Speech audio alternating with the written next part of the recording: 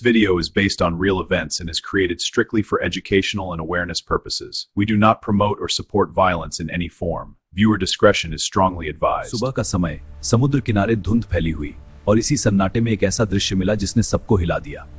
लोग दूर से इशारा कर रहे थे, माहौल में डर साफ महसूस हो रहा था। कुछ ही देर में थाई पुलिस मौके पर पहुंची।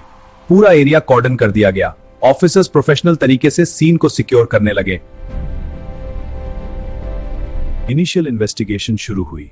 हर डिटेल नोट की जा रही थी, लेकिन जो सामने था वह किसी बड़े रहस्य की तरफ इशारा कर रहा था। ऑफिसर्स समझ चुके थे यह कोई साधारण घटना नहीं, और यहीं से शुरू हुआ एक ऐसा केस जो दुनिया भर में चर्चा का विषय बनने वाला था। और इस रहस्य के पीछे था एक नाम जो कई देशों में अपना जाल फैला चुका था। उसका नाम था चार्ल्स सोब्राज, एक ऐसा इंसान जो दिखने में चार्मिंग लेकिन दिमाग से बेहद खतरनाक। वह टूरिस्ट से आसानी से दोस्ती कर लेता। हेलो, आप लोग टूरिस्ट हैं क्या? हाँ, हम यहीं घूमने आए हैं। उनके बीच घुल मिल जाता। मैं भी धीरे धीरे हूं, आपको कोई भरोसा जीत लेता। कोई शक नहीं करता, क्योंकि वो हमेशा काम, कॉन्फिडेंट और हेल्पफुल नजर आता था। हाँ, बिल्कुल। लेकिन यही उसका सबसे बड़ा हथियार था, जिसे वह अपने प्लान के लिए इस्तेमाल करता था।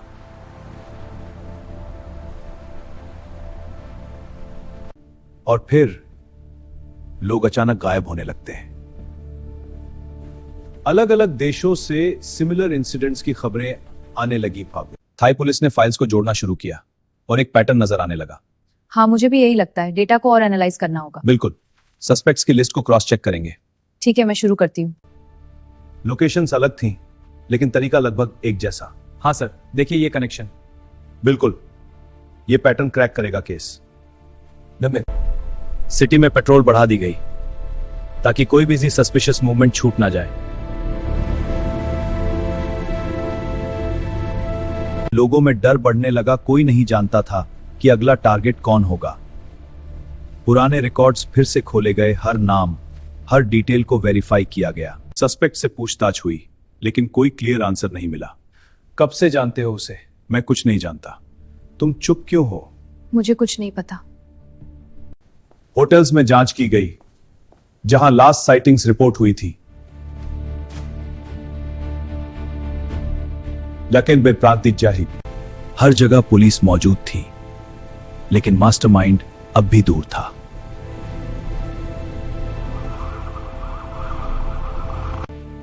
और यही इस केस को और भी डेंजरस बना रहा था।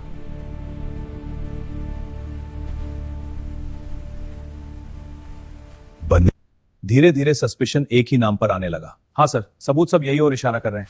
लेकिन क्या ये काफी है? और वेरिफिकेशन चाहिए। हाँ, लेकिन पैटर्न क्लियर है। एक विटनेस से कंफर्म कर लेंगे। चार्ल्स सोब्राज, एक ऐसा इंसान जो हर जगह खुद को अलग आइडेंटिटी में पेश करता है। मल्टीपल पासपोर्ट्स, बदलती पहचान और हर बार बच निकलने का तरीका। यह पुलिस समझ चुकी थी कि यह कोई साधारण क्रिमिनल नहीं। एक फाइनल प्लान तैयार किया गया ताकि उसे ट्रैप किया जा सके। मैंने ऑफिसर्स साइलेंटली पोजीशंस में गए और ऑपरेशन शुरू हुआ।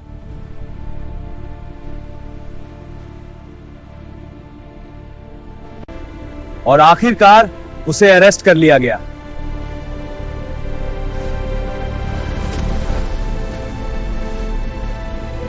उसे पुलिस जीप में लेकर स्टेशन लाया गया, जहां आगे की इन्वेस्टिगेशन शुरू हुई।